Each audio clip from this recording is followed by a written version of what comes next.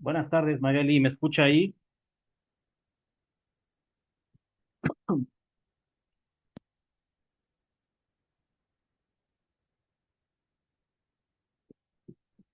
Sí, maestro, buenas tardes. Gracias. Bueno, vamos a dar inicio a la sesión de hoy. Bueno, ya en el video explicativo les anunciaba que estamos por entrar a la recta final ya de nuestro curso. Nos quedan escasas 2 unidades, de las cuales ya se agotó una en lo que fue el tema de ayer del video explicativo, en donde abordábamos esta cuestión de la libertad de asociación. Y esta libertad de asociación tiene mucho que ver con esta facultad que tenemos los seres humanos para asociarnos en cualquier ámbito de la vida, ¿no? Ya sea en la familia, ya sea para procreación, o en su defecto, si estamos ya tratando la materia laboral, pues para asociarnos de manera sindical. Y entonces en esta parte también puede haber esta condición de las manifestaciones, puede haber esta condición de cómo nosotros estamos estableciendo eh, esas libertades que el objeto lícito pudiera obtener. Ahora, en esta tesitura, el artículo 9 de la Constitución Política establece que no nos podemos coartar ni individuos ni el Estado hacia los individuos o gobernados. Esa reunión pacífica, pero siempre y cuando sea de manera lícita, que el objeto social, el objeto de la reunión sea lícito y sobre todo que no se deba tomar solamente en los asuntos políticos o públicos de la vida del país, sino también en estos asuntos de reunión social. ¿Sí? Entonces, en esta condición, la reunión laboral atiende mucho al artículo 9. ¿Por qué? Porque parte de esa protección de los trabajadores partirá de este derecho de libre asociación. Ahora, tomando en cuenta que también hay una limitante en el propio artículo 9 que nos señala que esa reunión no debe de ser por ningún motivo armada o ese derecho a deliberar o agredir a otras personas. Ahora, no se considerará de carácter ilegal siempre y cuando la asamblea pueda ser disuelta o la reunión que tenga ese derecho de petición a presentar una protesta y sobre todo que el acto de autoridad o el acto de molestia que se esté atendiendo en este sentido, pues esté lejos del objeto jurídico que para eso se crea la constitución política.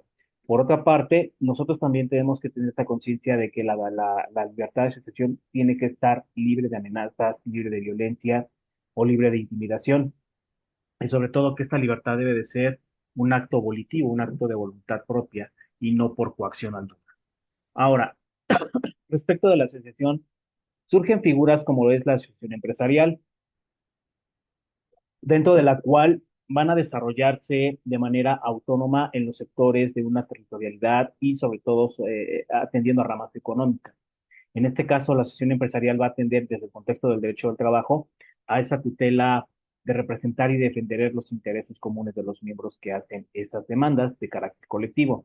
Y sobre todo, que debe ser un papel fundamental y trascendental para los ecosistemas jurídicos en aras de un equilibrio sobre el sistema social. ¿De acuerdo?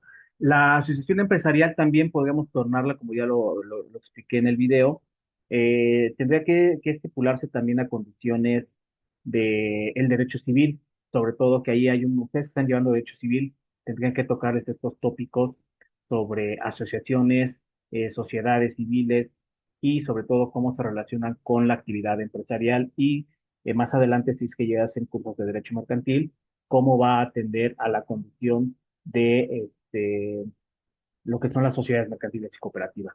Por lo tanto, la representación institucional debe de ser un ente de interlocución entre la administración y los organismos públicos.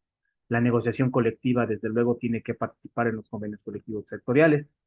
Por lo tanto, se deben de dar servicios de formación y de por medio de la asesoría jurídica para estas prácticas que entiendan como una sinergia entre las empresas que corresponden a un mismo sector o a un mismo territorio.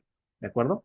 Entonces, desde luego, la promoción y la visibilidad para efectos del derecho del trabajo, pues obviamente hoy día se cuenta con participación en ferias, se cuenta con participación en estas campañas de reforzar la materia del trabajo principalmente en aras de hacer crecer al sector empresarial, ¿de acuerdo? De aquí se va a surgir esta figura llamada sindicatos. Y los sindicatos parten de una figura que son las relaciones colectivas de trabajo establecidas en el artículo perdón, el título séptimo, capítulo primero, en el artículo 354 en adelante. ¿Sí? Y la Ley Federal del Trabajo va a reconocer esta libertad de coalición. ¿Para qué? Para que nosotros en el conjunto de trabajadores establezcamos una forma de coalición o una forma del derecho de asociación que es el sindicato, teniendo cada una de las características pertinentes y sobre todo las ventajas y las desventajas, proponiendo ese énfasis en un sindicato al tratarse de la figura quizá más común y más usual en la vida laboral de los que hacemos el derecho al trabajo en México. ¿No? Por otra parte, la fracción 16ª del artículo 123, en su apartado A, nos va a señalar que tanto los obreros como los empresarios, perdón, tenemos el derecho de coaligarnos en defensa de los respectivos intereses, pero a su vez se tiene que formar sindicatos o asociaciones profesionales. En tanto que el artículo 354 de la Ley Federal del Trabajo va a establecer esas relaciones colectivas que hacen a la libertad del trabajo y reconocimiento de coalición de los trabajadores con respecto también de los patrones. Es así que nosotros tenemos esta prerrogativa de que la coalición, al ser un acuerdo temporal, siempre va a especificar esa atención de características a los intereses comunes de los trabajadores al servicio de los patrones, pero también de los patrones que están contratando a trabajadores. ¿Sí? Entonces, en este sentido, el sindicato forma parte de una asociación constituida por trabajadores y patrones. ¿Para qué? Para que en su primera línea se estudie, en su segunda mejore y en su tercera haga las defensas respectivas en acuerdo a los intereses mutuos de cada una de las partes, ya sea de los trabajadores o bien de los patrones. Y a más definiciones, tanto el sindicato como la coalición y desde luego el derecho de asociación entienden a un factor social, la que es la capacidad de ejercicio y sobre todo esa capacidad de adherirse a este tipo de grupos eh, cualificados. ¿De acuerdo? Entonces, en esta parte, nosotros vamos a aplicar siempre que la coalición y el sindicato, al ser entes protectores de los derechos laborales mínimos de los trabajadores, siempre tienen que ir precedidos de una relación primero individual de trabajo, pero subsecuentemente esa va a ser una relación colectiva cuando el patrón ya decida dar por bueno ese sindicato, ¿sí? Entonces, en esta parte, la coalición siempre se va a tratar de un acuerdo temporal que se va a constituir con una asociación de permanencia de tiempo, que al no establecerse un mínimo de trabajadores, bueno, o de patrones, la integran esta coalición los trabajadores por dos o más figuras, ¿no? Y que en esta parte la coalición tiene la función siempre de defender los intereses comunes de trabajadores y patrones, en tanto que esta parte del derecho sindical se va a clasificar de acuerdo a los artículos 360 y 361 de la propia ley en sindicatos gremiales, sindicatos de empresas, sindicatos industriales, nacionales de la industria o en su defecto los de varios oficios. Ujú. Que cada uno en el ámbito de sus competencias atienden a la misma profesión, a los mismos oficios o a especialidades, ¿no? Como por ejemplo los gremiales van a atender siempre, por ejemplo, a las condiciones de los ferrocarrileros o el sindicato de pilotos aviadores, o por ejemplo el sindicato de trabajadores de la educación. Los de empresa van a atender siempre a esa clasificación de, por ejemplo, el sector automotriz, como lo es Volkswagen, ¿no? O como el sindicato de Chrysler de México, ¿sí? Los industriales van a atender siempre a la naturaleza del artículo 123 en su fracción 31ª, que va necesariamente a lo que sería cierto sector de la industria, como por ejemplo las textileras, las siderúrgicas, ¿sí? Entonces, en esta parte nosotros vamos a entender que los sindicatos deben de contener un registro y una constitución.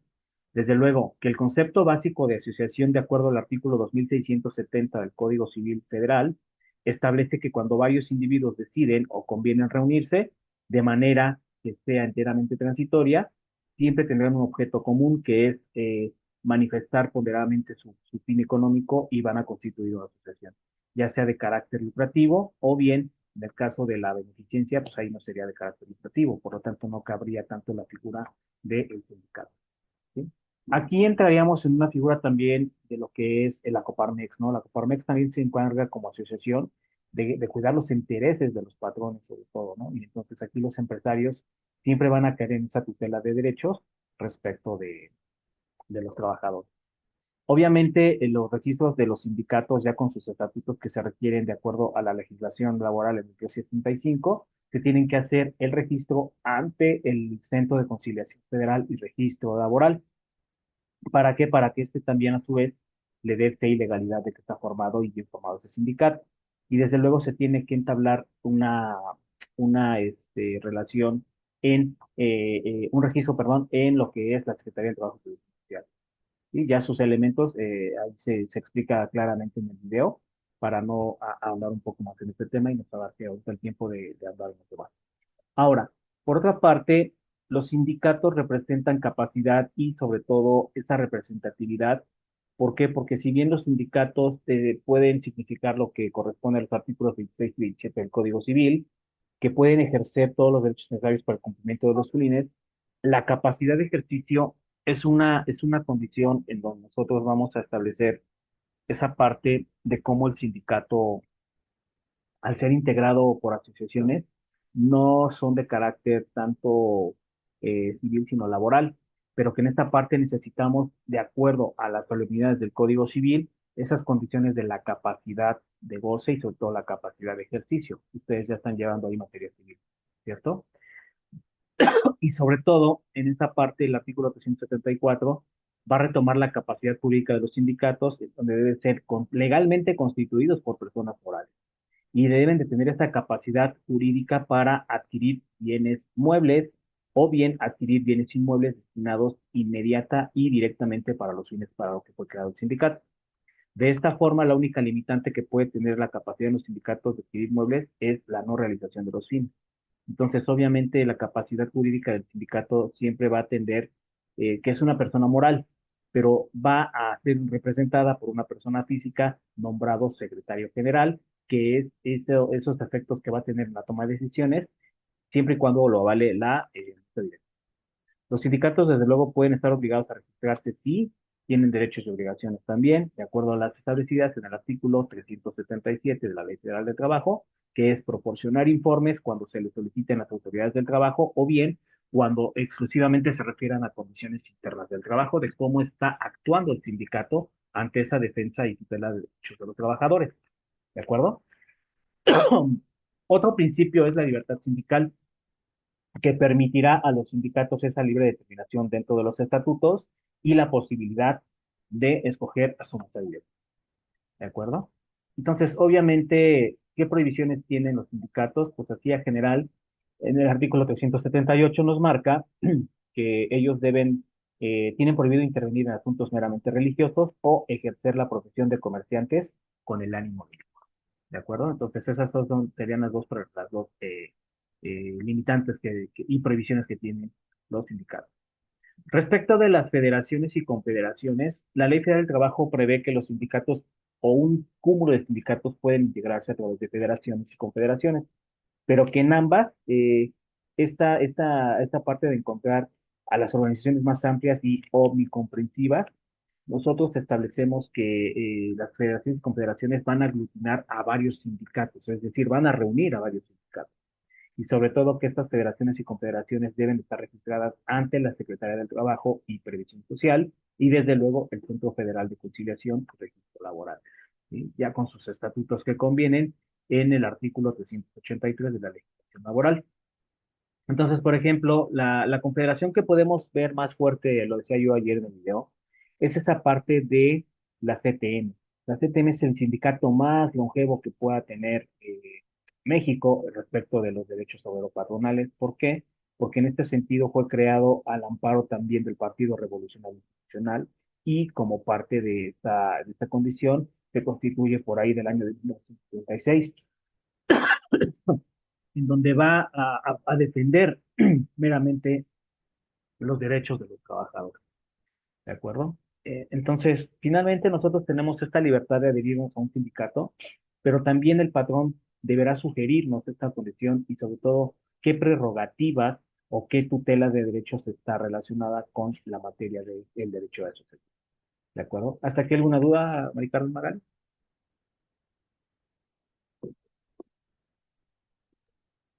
Sí, ¿cuál es la diferencia entre una confederación y un sindicato? Ok. La confederación como tal, bueno, el sindicato es esa reunión de varios trabajadores o varios patrones que se van a reunir bajo estatutos.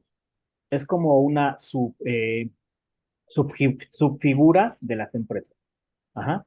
La confederación como tal va a aglutinar, es decir, va a reunir a varios sindicatos que con el efecto de que se dediquen a la misma actividad del trabajo puedan defender mejor la defensa de los trabajadores. ¿Sí? En esa parte, por ejemplo, tenemos la confederación, lo que es la CROC, que se dedica mucho a lo que es el tema de la construcción, por ejemplo, ¿no? O la Unión de Transportistas. La Unión de Transportistas está avalada por varios sindicatos. Por ejemplo, en el Estado de México, pues está SECOM, está ACM, está Secontax y otras tantas, pero que al aglutinarse en uno solo reúnen una confederación, porque me parece que esto lo tiene asumando el Partido Revolución Institucional aquí en el Estado. ¿De acuerdo? Ok. Bien.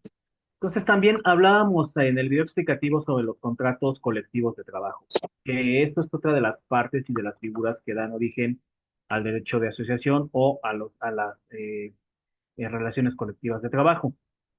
Hablábamos también que los contratos colectivos son, sí, un acuerdo de voluntades entre un sindicato de trabajadores y uno o más patrones, pero que van a aplicar diversos estatutos relacionados, sí, con la actividad del trabajo, pero diferente de lo que son los contratos individuales de trabajo. Es decir, un contrato colectivo podrá tener mejores prestaciones, mejores condiciones laborales, a diferencia de un contrato individual, porque el contrato individual pudiera establecer nada más las condiciones básicas de ley, a diferencia de un contrato colectivo que tiene ya prestaciones superiores a las de la ley, que tiene mejores condiciones laborales, que tiene estos derechos de defensa y mejoramiento de las condiciones de los trabajadores y sobre todo que va a centrar su objetivo en ese acuerdo representado entre patrones y el grupo de empresarios, llamados sindicatos, para dedicarse a una sola industria. Este contrato colectivo tiene su naturaleza jurídica en el artículo 386 de la Ley Federal del Trabajo, porque al ser un acuerdo de voluntades, necesita de celebrarse entre un sindicato de trabajadores y uno o más patrones. ¿Para qué? Para que se aplique a una o más empresas o establecimientos. Entonces, estas condiciones del contrato colectivo de trabajo son aplicables tanto a los trabajadores de la empresa, sean sindicalizados o no, incluso eso lo referí ayer. El contrato colectivo siempre va a beneficiar, independientemente de quien esté afiliado o no al sindicato, esa condición laboral. Muchas veces podemos beneficiarnos sin pertenecer al sindicato de horarios, de jornadas, de horas extra, de prestaciones, de premios, incentivos, servicios de comedor, que los sindicalistas sí poseen, pero que a lo mejor uno está bajo un contrato individual, pero que indirectamente estamos saliendo beneficiados de esos contratos. ¿De acuerdo? El contenido obviamente lo señala el artículo 391, en donde, bueno, señala que deben contener los nombres y domicilios de los contratantes, las empresas y establecimientos que va a abarcar este contrato, la duración de ese contrato, ya sea por tiempo determinado, indeterminado o por obra determinada. Generalmente el contrato colectivo siempre va a ser a tiempo indeterminado, no a tiempo determinado. Es muy, muy así atípico ver que un contrato colectivo sea por tiempo corto. Desde luego debe establecer las jornadas mínimas de trabajo, los días de descanso y las vacaciones, el monto de los salarios, desde luego, las cláusulas relativas a la capacitación, adiestramiento y ascensos, promociones de materia del trabajo, las disposiciones también en donde se vayan a elaborar quienes deban impartir esas capacitaciones en las empresas. ¿De acuerdo? Las bases sobre integración sobre las comisiones que sean revisoras periódicamente del contrato, porque el contrato, al tener una celebración, necesita revisarse y prorrogarse. Y desde luego, perdón, estar de acuerdo en en las cláusulas o causales de terminación. Por eso, el contrato al celebrarse, el contrato colectivo, al ser un acuerdo de voluntades, siempre va a ser esa manifestación de la voluntad de acuerdo con el sindicato contratante y será el secretario general o la persona designada quien, a través de la interlocución, tendrá esa voluntad del patrón o los patrones. ¿Para qué? Para que se condicione esa celebración del contrato colectivo. De no ser así, y si el patrón está en desacuerdo con este contrato colectivo, los trabajadores podrán ejercer el derecho de huelga. Esto lo fundamenta el artículo 378 de la Ley Federal del Trabajo, ¿no? Que cuando un patrón que emplee a trabajadores miembros de sindicato, siempre tiene la obligación de celebrar contratos colectivos. Y si el patrón se negase a firmar esos contratos colectivos, se puede ejercitar el derecho de huelga. Y el derecho de huelga está establecido en el artículo 450 de la Ley Federal del Trabajo. Este tema del derecho de huelga lo vamos a ver la semana entrante para que estipulemos cómo procede y cuáles son las nociones jurídicas de cuando se deben de parar actividades de manera temporal a través de la huelga. ¿Sí? Y en esta parte, nosotros prácticamente como trabajadores sindicalizados estamos obligando al patrón a celebrar contratos colectivos y sobre todo se corre el riesgo de que si el patrón no acepta o cae en desacato, pues la empresa desde luego puede verse cerrada a través del derecho de ejercicio de huelga. ¿Sí? Entonces, obviamente, el contrato colectivo, en su artículo 388, dice que varias empresas que externen varios sindicatos deben observar que concurran a las empresas o industrias, unos con otros el contrato debe verse con el mayor número de votos de los trabajadores de las empresas, que se concurran sindicatos gremiales y sobre todo que se celebren con los sindicatos mayoritarios a las profesiones de que se tenga acuerdo. En caso contrario, el sindicato debe celebrar un contrato colectivo para cada una de las profesiones. Ahora, si se concurren sindicatos gremiales o de empresas, o de industrias en este caso, pueden celebrarse contratos colectivos para cada una de las profesiones, siempre y cuando el número de trabajadores sea en favor de mayor de los trabajadores de la misma profesión. ¿De acuerdo? Ahora, el sindicato, desde luego, es quien celebra ese contrato colectivo y a su vez es considerado el titular, o sea, es decir, quien va a vigilar ese contrato. ¿Por qué? Porque en este caso esa figura del sindicato funge como una interlocutoria en la parte de que puede hacer las negociaciones correspondientes posteriores sobre la firma del contrato. ¿De acuerdo? Desde luego, la vigencia del contrato colectivo atiende a que deben cumplirse las disposiciones que se establecen en él. Debe ser revisable total o parcialmente de acuerdo a las siguientes condiciones. Que el contrato sea por un solo sindicato y un solo patrón y cualquiera de las partes solicita la revisión. Que el contrato que celebra un patrón con varios sindicatos debe pedirse la revisión siempre y cuando a solicitud del 51% de la totalidad del sindicato. Entonces, en esta parte, por ejemplo, cuando se hacen las revisiones de los sindicatos en los gremios educativos, por eso generalmente ellos aperciben con la huelga, para que el contrato sea revisado de acuerdo a las condiciones salariales, ¿no? Y se les den los aumentos correspondientes. Entonces, en este caso, es una manera de ejercer presión por parte de los trabajadores para que el patrón, pues, les mejore las condiciones salariales principalmente, ¿no? Obviamente la vigencia del contrato pues debe estar establecido a solicitud de las partes y sobre todo que el vencimiento del contrato colectivo no puede ser no puede ser menor a 2 años. ¿Sí? Como mínimo, el transcurso de 2 años del contrato colectivo tiene que transcurrir. ¿Para qué? Para que de acuerdo a ese cómputo se atienda a lo que es el plazo máximo de los contratos a partir de la fecha establecida. Entonces, en esta situación, el contrato colectivo debe estipularse a través de los productos jurídicos, pero también la revisión debe solicitarse cuando menos 30 días antes de que cumpla el año. ¿De acuerdo?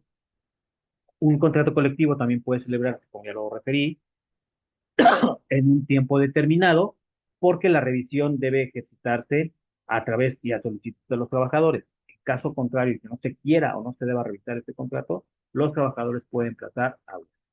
¿De acuerdo?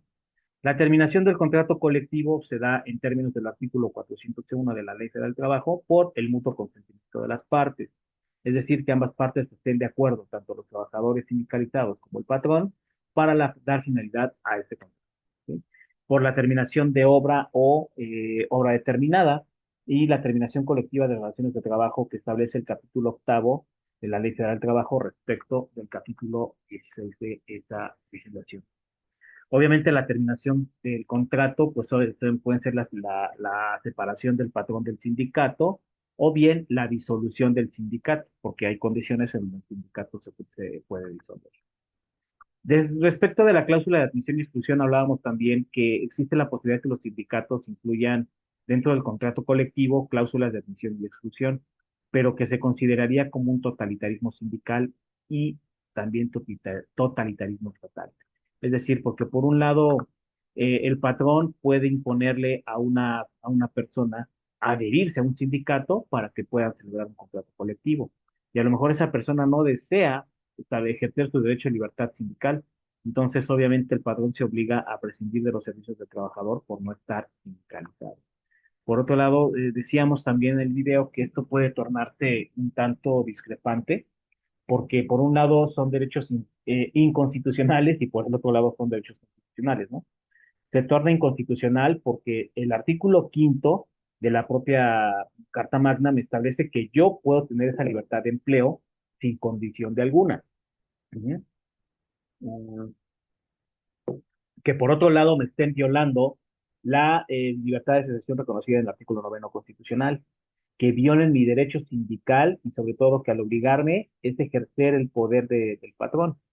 En cambio, son constitucionales porque sí es mi derecho ejercer esa libertad de asociación a través de la libertad sindical. Y el trabajador puede seguir dedicándose a su profesión o industria, bueno, pues en otra empresa, ¿no? Si no quiere adherirse al sindicato. Sin embargo, esa libertad es absoluta y también se somete al robustecimiento de la libertad sindical colectiva. Es decir, que el interés colectivo puede estar por encima del interés individual y sobre todo que los integrantes de un sindicato eh, pueden sacrificar a un trabajador que no quiera adherirse, ¿no? Y lo pueden despedir, ¿de acuerdo? Entonces, en esta parte, la fuerza de los sindicatos generalmente no deben fundar terror. O sea, debe ser siempre un esfuerzo encaminado a conseguir intereses mutuos y sobre todo la mejora continua de las condiciones de trabajo de los trabajadores. ¿Por qué? Porque estos van a establecer los derechos de preferencia, los derechos de vida y sobre todo una vida digna, que es lo que pretende siempre el derecho del trabajo. Entonces, en esta parte se pueden crear nuevos puestos de trabajo, sí, y esos puestos de trabajo van en atención al derecho de preferencia de quien tenga mayor antigüedad en ese puesto de trabajo. Obviamente, concluyendo lo de los contratos colectivos, pues son un conjunto de disposiciones que van a aplicarse a una pluralidad de trabajadores con respecto de una pluralidad de empresas o establecimientos y que su finalidad siempre será mejorar las condiciones laborales que los propios trabajadores tengan, porque esas conquistas laborales de repente vienen precedidas desde lo que son las huelgas de Cananea, las huelgas de Río Blanco, en aras del siglo XX, ¿no? Y en esta parte, pues proteger a los trabajadores siempre va a ser un derecho de clase privilegiado del derecho de trabajo que permitan evitar atropellos y arbitrariedades por parte de los trabajadores, perdón, por parte de los patrones con respecto a los trabajadores, ¿de acuerdo? ¿Hasta aquí alguna duda, Carmen? No, ninguna. Perfecto. Continúo entonces. Vamos a finalizar la sesión con el contrato ley. El contrato ley, al igual que el contrato colectivo, forman parte de las relaciones colectivas de trabajo. Sin embargo, sí hay diferentes precisiones, ¿no? ¿Por qué? Porque por un lado, el contrato ley se va a asumir no como una parte de asociación tan de la ley del acto jurídico, sino más bien se va a hacer a convención colectiva, es decir, como parte de un proceso legislativo. Por eso entender esta parte del concepto del derecho del trabajo en respecto al contrato ley es una imposición de condiciones a trabajos uniformes sobre ramas específicas, ¿sí? Y el objeto será extenderles a la totalidad de trabajadores y empresas dedicadas a una misma actividad o explotación productiva la convocatoria para que hagan ese poder público de su celebración. Entonces, de acuerdo al concepto de la Organización Internacional del Trabajo, este convenio siempre va a conducir a una universalidad destinada a que a unificar criterios y sobre todo mejorar situaciones laborales que no nada más es de interés nacional, sino también ya aquí participa el derecho de tratados internacionales y que de acuerdo a la naturaleza de la clase trabajadora, los empleados del sector deriva de una actividad económica. ¿Qué elementos contiene el contrato ley? Pues por un lado es un convenio y un acuerdo de voluntades a través de una pluralidad de trabajadores y patrones para establecer condiciones de trabajo sobre una rama de la industria. Es declarado obligatorio de acuerdo a una entidad o a varias entidades respecto de zonas geográficas en todo el territorio de México. ¿Sí? Tiene su base jurídica en el artículo 404 de la Ley Federal del Trabajo y establece que ese convenio va a ser celebrado uno o varios sindicatos y trabajadores y varios patrones. Refería yo que el contrato ley hasta cierto punto ya no debería de operar, y ya no es operario en varias empresas. Sin embargo, todavía sigue siendo fungible. Y en esta parte, a diferencia del contrato colectivo, el contrato ley siempre va a ser aplicado a toda la industria, a toda una rama de la industria. En contrario, el contrato colectivo va a ser aplicable solamente a ciertas empresas o establecimientos. El contrato colectivo se solicita la celebración ante un patrón y el contrato ley se va a solicitar su celebración ante la Secretaría del Trabajo y Previsión Social. Por otra parte, puede ser otorgado por uno o varios patrones. ¿Para qué? Para que debe otorgarse por varios patrones. Entonces, el contrato colectivo se va a hacer el registro se va a hacer ante las autoridades laborales, que son la Secretaría del Trabajo y Previsión Social y el Centro de Conciliación Federal y Registro Laboral. En tanto que el contrato ley va a ser un acto que se va a celebrar o se va a hacer por validez necesaria del Poder Ejecutivo, ya sea el Poder Ejecutivo Federal o el Poder Ejecutivo local de cada una de las 32 entidades federativas. ¿Sí? El contrato colectivo puede celebrarse por tiempo indefinido y el contrato ley tiene una duración máxima de 2 años. ¿De acuerdo? Obviamente el contrato de ley es jerárquicamente superior al contrato colectivo. ¿Por qué? Porque es más complejo el proceso de elaboración para estos contratos, ¿no? Decía yo que finalmente el contenido de las partes se va a dar sujeto a una negociación en términos del 412 y sobre todo que se celebra ante autoridad ejecutiva, no ante autoridad laboral, ante cierto. Entonces, el contrato colectivo siempre va a tornar como un proceso legislativo que es desde la iniciativa, la convocatoria, la revisión, la convención, la sanción y, desde luego, la publicación. Pero aquí estará en esa declaración de obligatoriedad entrada en vigor. Por eso es muy importante determinar esas precisiones de diferencias, como el contrato colectivo siempre necesitará un análisis más profundo que el contrato, pero que el contrato ley necesita un análisis más profundo que el contrato colectivo. ¿Por qué? Porque por un lado se tiene que solicitar una iniciativa, ¿no? Así como si fuera una iniciativa de ley, por ejemplo. Y deben estar representados por las 2/3 partes de los trabajadores sindicalizados con respecto de los trabajadores, ¿no? Ahora, debe ser esa solicitud presentada ante la Secretaría del Trabajo y Previsión Social, que es una Secretaría de Estado, ante el gobernador o ante el jefe de gobierno de la Ciudad de México, ¿sí? Por tanto, esas solicitudes van a convocatoria de convención, es decir, como si estuviéramos discutiendo en la Cámara de Diputados este tipo de contratos, ¿no? Entonces, por otro lado, sí puede ser benéfico y oportuno convocar a los sindicatos y a los patrones. ¿Para qué? Para que si pudieran ver resultados o afectados sus intereses, pues obviamente se puedan meter o ingresar esas convenciones, ¿no? Y sobre todo, cómo se pueden hacer los reclamos necesarios. ¿Sí? Entonces, esta parte de la convención, desde luego, tiene que estar presidida por el secretario de Trabajo y Previsión Social, el gobierno federal, el gobierno estatal y el jefe de gobierno. Entonces, esta convención la van a integrar las comisiones que precedan del Reglamento Interior del Trabajo como representantes de los trabajadores. ¿Para qué? Para ver esas causales del contrato ley. ¿Sí? Entonces, desde luego, es muy importante nosotros establecer esas precisiones de cómo estamos relacionando los contratos ley, porque finalmente esto torna mucho a cómo la aprobación va a ir precedida de cómo se instale esa representación laboral, ¿no? Esa representación de las 2/3 partes de trabajadores respecto de la industria. Entonces, el artículo 414 de la Ley Federal del Trabajo nos señala que el convenio debe ser aprobado por mayoría de los trabajadores referidos en el artículo 406 y por la mayoría de los patrones que tengan a su servicio o a cargo a la mayoría de los trabajadores.